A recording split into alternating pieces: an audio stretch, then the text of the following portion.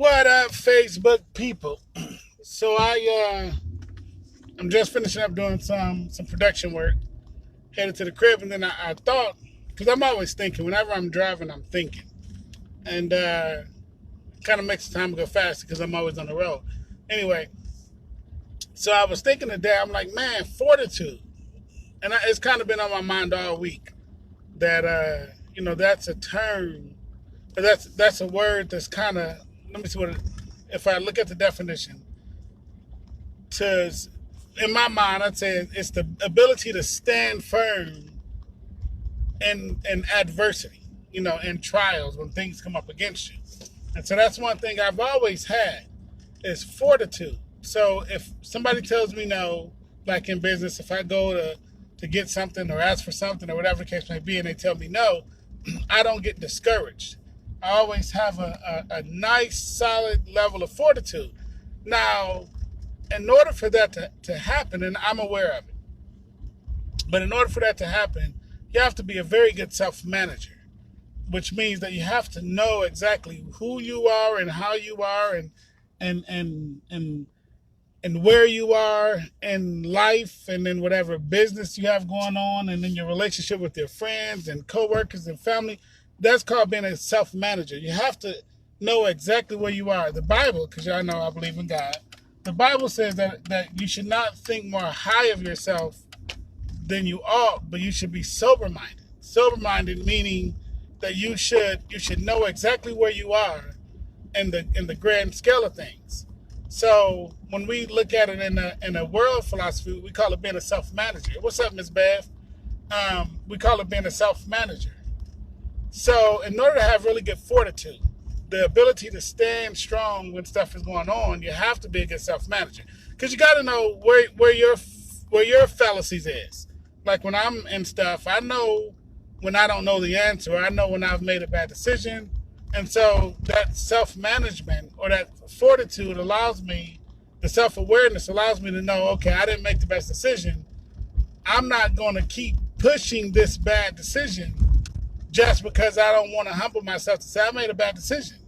So and a lot of times we see that, but that comes from not being sober-minded, not being aware of where you are in the grand scale of things. So often I find myself in situations where I have to deal with people where when they approach the table, really big and grand and I'm this and I'm that, and I'm cool with that because I'm the kind of guy. I just sit back and chill. Look, I don't, because for me, years ago, and this is what helped me to become a better self-manager. Years ago, what's up, Jason? Years ago, it was a girl, and I was dumb then. Y'all gonna laugh at this. I was stupid, but I worked with a girl, and she thought I was arrogant, and really I was just confident. I wasn't arrogant. I was confident, still confident, but she came up to me. She was like, "You arrogant, such and such. I don't like you." So I was like, "Well, I don't. Everything that you think you shouldn't say. Like I think you got a mustache, but I'm not saying it." That's what I said. Legit, I said it, and I apologize if you don't hear. I said it to you. My bad. I was young. I was dumb. But I said, look, I think I see you got a mustache, but I didn't say it. So anyway, to end the story, so her boyfriend, she started crying, ran out. It was like a movie scene. She was flailing her arms. Anyway, so she tells her boyfriend. So I'm at so a couple weeks later, after this, I see her at Hacienda. Her and the boyfriend are walking up when I'm coming out of Hacienda. So I'm maybe like 21, 19, like really young. Anyway, so I see her and her boyfriend walking up, and I'm coming out of Hacienda. Now, if anybody knows me, knows that I can say what I need to say, and then I'm over it. Like, I can clown, and then I'm cool. We can go to dinner, because I don't take anything personal. Anyway, so I say to the girl, she said, "You're arrogant." I said, "You shouldn't say everything." I'm just recapping real fast. She tells me I'm arrogant. I'm like 21. I tell her, "You shouldn't say everything you think, because I think you got a mustache." And I didn't say it until now. Anyway, so fast forward, I'm walking out of Hacienda, her and the boyfriend are walking up. and I forgot that I said it. So he comes up like I passed, and I'm like, "What up?" Because I'm cool with it.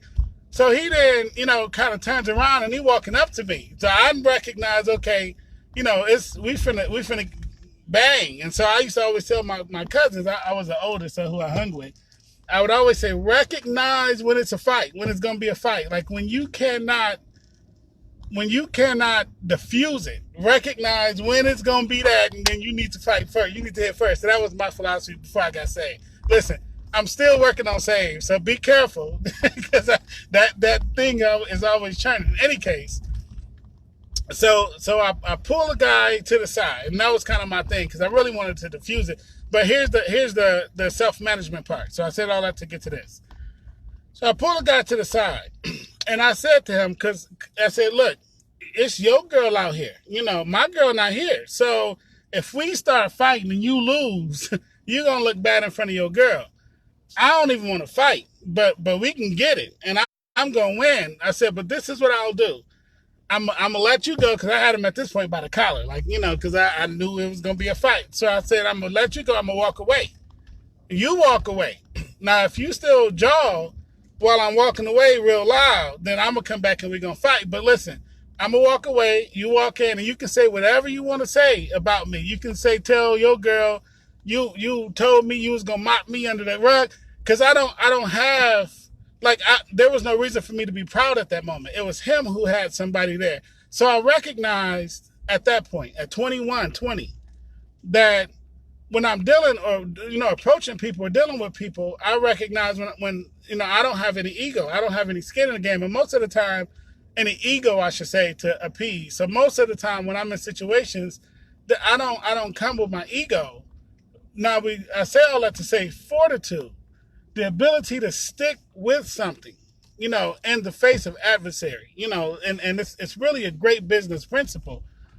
Because you get a lot of no's and you make plans and those plans may not work. So then a lot of people jump ship. This is what we're doing. This is what we're going to do. And we tried it once and it didn't work. So, we're going to go try something else. And then we tried that and it didn't work. And so you get a lot of people that they do a business here and then it don't work. And next year you'll see them in another business, or next month you see them in another business. And they're always jumping.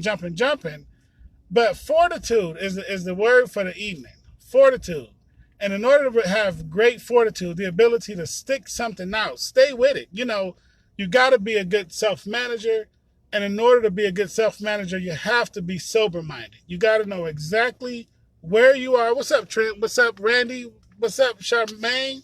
In order to be a good self-manager, you have to be very sober-minded. You got to know all your strengths and all your weaknesses. Like for me. And I don't mind telling people my weaknesses because I purposely find friends that are strong in areas that I'm not weak. So take church. I'm a good musician. I'm a really good musician. A keyboardist. I'm not gonna say musician. I'm pretty good on bass. Decent on drums. I'm all right on guitar. I got 3 or 4 good chords, and that's all you're gonna get. But on keyboard, I'm pretty good. I can hold my own. If I'm put to the test. But I cannot sing at all. Like I can give you a note with the piano supporting me, but I can't sing. So then I have a lot of friends like Delois, who's the worship pastor at our church, and Cheryl and Nikitia. And I mean, a plethora of those people that I can call on because I understand that I can't sing. So I'm not going to go and put myself in a situation because I'm like, man, either I want to keep all the money or I want to showboat. Absolutely not. So, and I'm going to get on transposing because we got a couple musicians here. But I'm aware of that's what it is. So I'm good at keyboarding, horrible at singing. So I'll do the keyboard. I won't do the singing. In business, I'm great at strategy and development. Absolutely. I can come up with a business idea today. Boom, boom. From the time I just put in my driveway. So from the time I walk from my car to my door, I can come up with a business idea that's dynamic. It will make anybody who implemented money. But I'm not a good administrator. So if you want me to actually take the time to put it onto the paper and create this business plan and handle the financial components of it and all the other jazz, that's not me. You'll be waiting forever. So the plan that's a really good plan that God that's a God-given plan. He gives us the wisdom and the ability to execute ideas. What the Bible says is God who gives us the ability to gain wealth. So all of these ideas and plans, if I Trent said, what is this, the ratio? Absolutely, it's my Facebook page. So anyway, so I could do all of these big ideas and plans, but without me partnering with somebody who has the administrative capacity and partnering with somebody who has the financial, aspect, then my plan would just fall by the wayside. But I'm aware of that. That's being sober-minded. I know where I stand in the grand scale of things. So I'm always, and I think everybody on here know me for the most part. You guys know I'm always connecting with people, and it's strategic.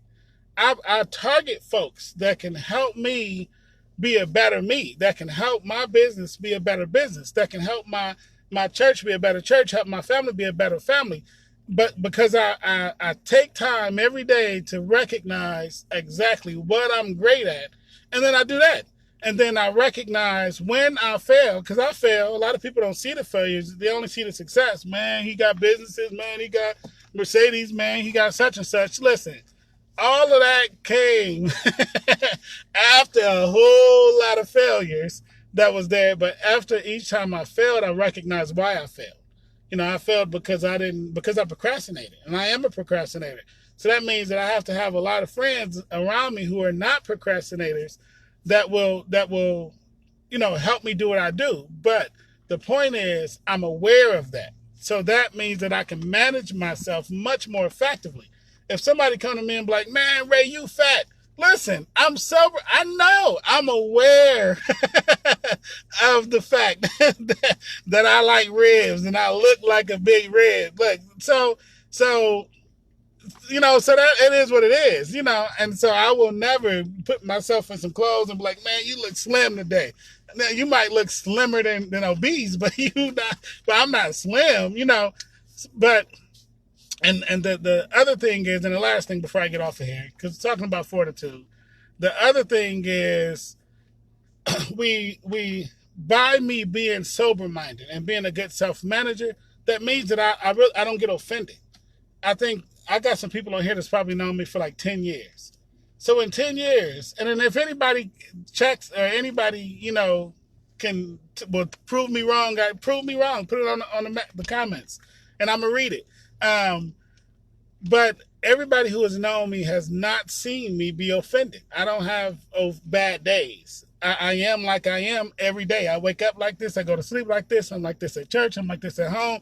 I'm like this in meetings. We talking, we need to do a $50,000 deal. And I'm like, look, I'm the same way.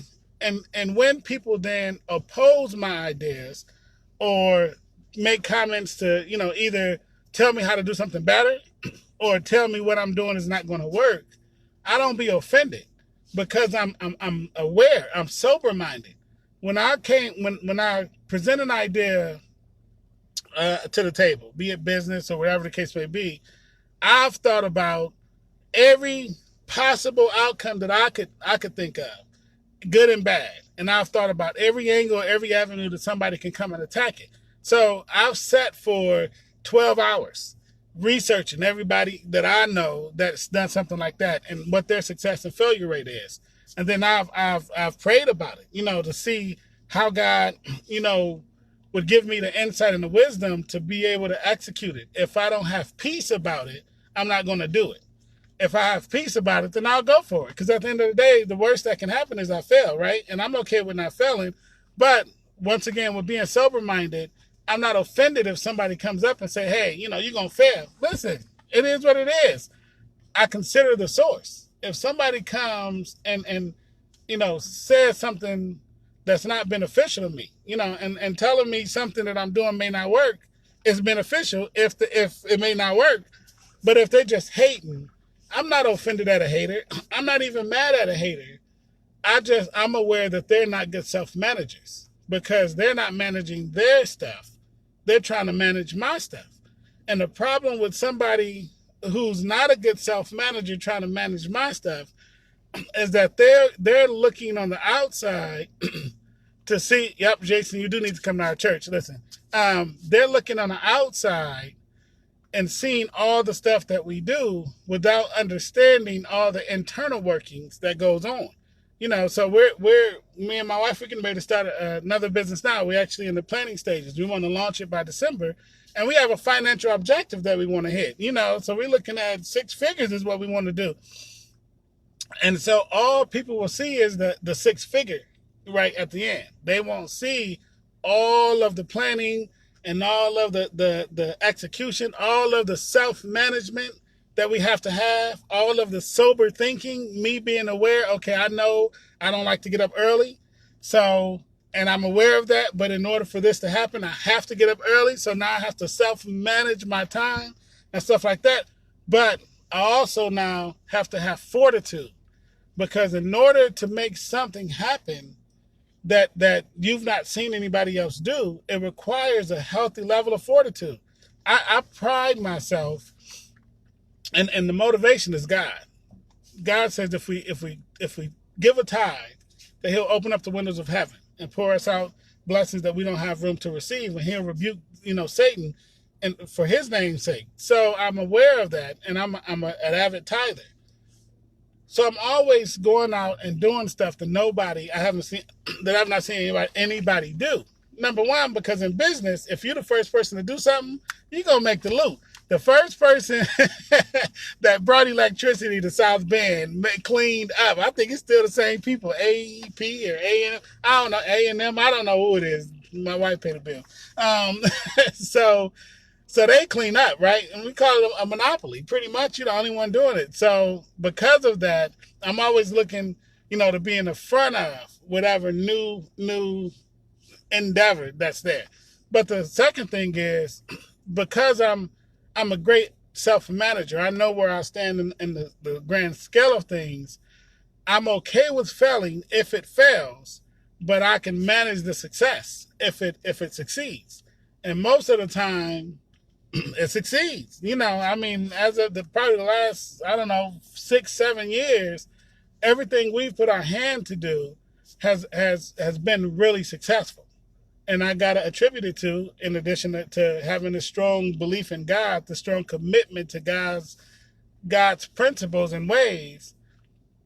It's also based upon the fact that when I go and approach business, I know that I've taken the time to look at all the different components that exist, and then where I fit inside of those different components.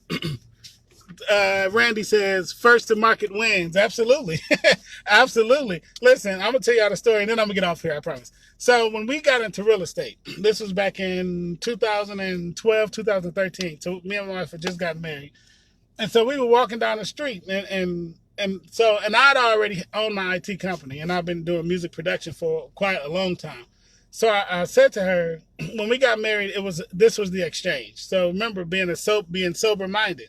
When I got married, I knew I came from the hood. I was hood. So listen, I was so hood. I showed up to our first date.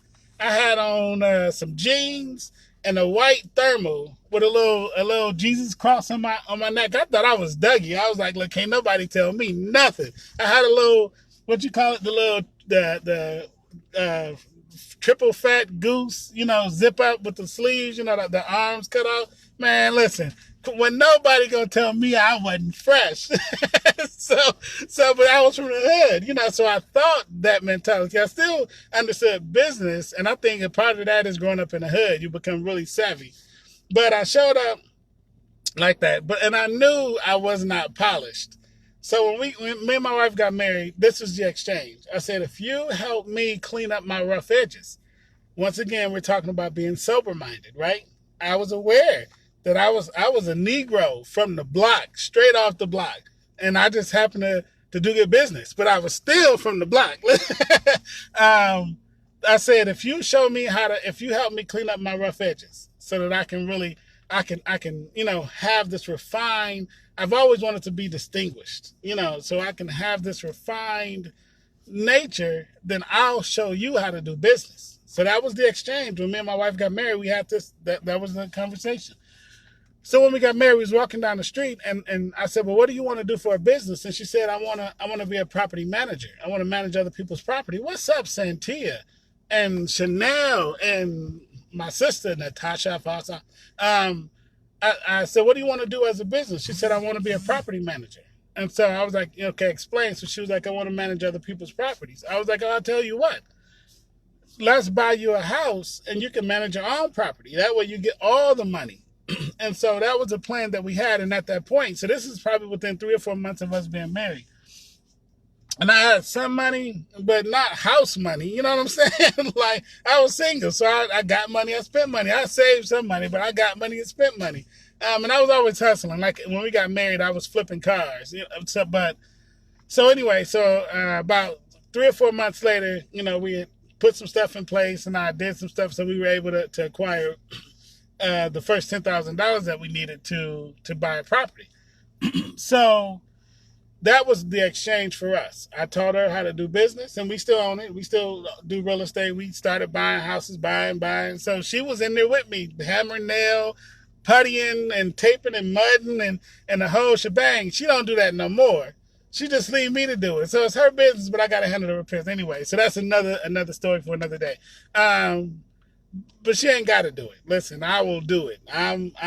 Listen, I'm the husband. And so if y'all want to know how to be a good husband, come talk to me. Look, she ain't got to touch nothing. If she don't want to get no nails dirty, don't get no nails dirty. She want to rock Chanel and Coach and Louis Vuitton, got it. She wanted to drive a Mercedes, get it. Cause I always say we only live one life and we don't get no do-overs. So my only criteria is be right by God and be fair with people. Always treat people fairly.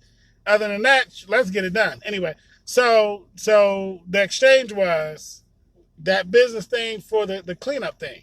So now, fast forward, here we are almost 8 years later, and just look at today. So I got on some slacks. I got on some nice hard shoes, with a t-shirt. Normally I'd have had the t-shirt with the jeans. So she taught me how to do it.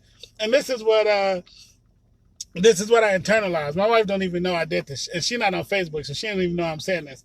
But this is what I would do. So my wife she's just beautiful already. Like, how every man be like, "Hey, my wife beautiful."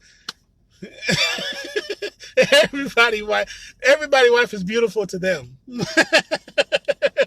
My wife is really beautiful to me and to some other folks too. So anyway, so she could put on a t-shirt and some raggedy scrub pants and go out with a scarf on and still look good, work it out. So being the sober-minded person I am, this is what I said. I said, whenever I get ready and I feel like I'm ready, like y'all look good, I would always put on one more piece of item. It didn't matter what it was. So I put on jeans and a button-down shirt like I'm ready. But then I'm like, well, put a scarf on or put a blazer on. Because in order for me to really have adhered to my wife's way of doing stuff, her helping me to polish my stuff, I needed to now adopt the mentality that when I thought I was okay, I needed to do one more thing, because my regular thinking is what I brought from the hood. But in order to start thinking better, I needed to one up myself, right? So and that's the end of that. I don't know how to digress to that. But the name or the topic tonight is fortitude. The ability to recognize the adversity that comes in your life and be able to withstand it, stand through it. For me, I'm aggressive. I'm a very, very aggressive guy. I laugh a lot. But anybody who's done business with me or anybody who's had to see me check somebody, it's a whole different kind of guy. It's a whole different level of aggression. What my intention is to put it down, put it to bed now. I don't like for stuff to linger on. When I feel like a change needs to happen, it needs to happen now, not 2 days from now. And aside from that, look, to each his own. We can all roll, but when it come down to it, I've always wanted to be, like, for my friends and my family, the guy who could resolve the issue. If it's a problem, you call me. That's what my wife tell the people when we get tenants that move into the house. She show up with like this Bath and Body Works and all the paperwork and the contract. Thank you so much for renting from us. Listen, if it's any tenants, it's not a she legitimately like that. So please don't be like, man, we need to find somewhere else to live because we thought we were special. You are special to Talisha. Um, she shows up with this Bath and Body Work, and she put the little shower curtains in. Ask what color y'all they gonna do the bathroom, like this whole little stuff. And she explains to them, listen, it's your place, and live in it like you want. If you want to paint the walls, paint them. If you want to replace the carpet. Just don't tear up the property, and you'll never see my husband unless a repair needs to be made, and he's coming to assess it, or something happens that I can't handle. Then she goes on to tell him, when you see him, you might as well just pack your stuff because he not gonna play at all. And I don't, because that's just not my nature. When the problem arises, the problem I'm ending it. Any problem that starts to fester, you get demonic influence, bunch of demons and Satan and bad thinking and a bunch of folks that's not great self-managers and not sober-minded. So now we got to deal with pride and ego and arrogance. And I mean, it's a lot of stuff that happens when problems just go unchecked. So that's why I'm like I am. I'm like, get it done. And then that's that. So anyway, so back to Fortitude. Fortitude, people, be strong. Don't let somebody else talk you out of stuff that has either been a God-given thing or that you've done all the research you need to do to know what you're talking about, that you've become an expert in something even if you didn't go to school. Don't let folks who don't have either your best interest at heart or they don't know what you know. They didn't take the 2 weeks or 3 weeks or 1 month to figure it out like you did. Don't let them, con you out and make you be like you. Just go back to what your normal self is, or stay where they are. You have to have fortitude to ascend above that stuff, to whatever it may be. If you want to start a business, start the business. Do all the work to make sure that when you launch out on first day, that you launching out with full awareness, full self-management ability, full mental sobriety, that you can do what needs to be done, and that you are aware of your fallacies, the stuff that you're not good at, and that you have to, that part of your priority to make this thing work is finding people who can do the stuff that you're not good at. So with that being said, listen, people, be blessed. I'll try to be more consistent with putting this stuff up, because I know it's a lot of stuff that people want to know. I want to know, and God really has been amazing to me. Stuff that I ought not know at 37 years old. I know stuff that I should not have done by 37. I've done. I'm not going to go into it because I don't even want to. It's not even a gloating thing. But he has given me a healthy level of wisdom and a healthy level of experience to be able to see and understand and know stuff that even at 37 is beyond 37. And so I want to share with you guys. I want you guys to know what life is like without having to struggle, without it being check to check. And most of the time when I talk to people, that's all it is. That's all they feel. They're like, well, I want to do something better. I want to do something different, but I don't even know how to get started. So the first step is fortitude. Just find something that you want to do and research the mess out of that thing and become an expert in that. And then step out. Don't let somebody talk you out of it. So that's that. The next step beyond that is developing the plan. So I'll jump on tomorrow afternoon and we'll talk. Brad, what's up, brother? Anyway, so I'll talk about tomorrow on developing a plan and how I, in all of the business endeavors that I've done, how I started with the end goal in mind. I knew exactly what I wanted to accomplish.